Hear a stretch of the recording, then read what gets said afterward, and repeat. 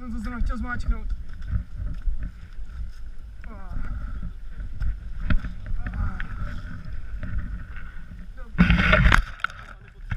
No a zadek.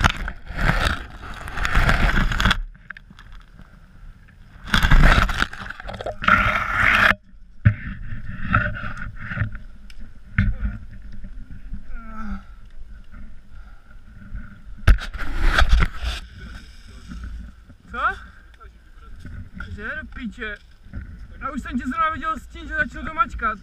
Říkám, pičo.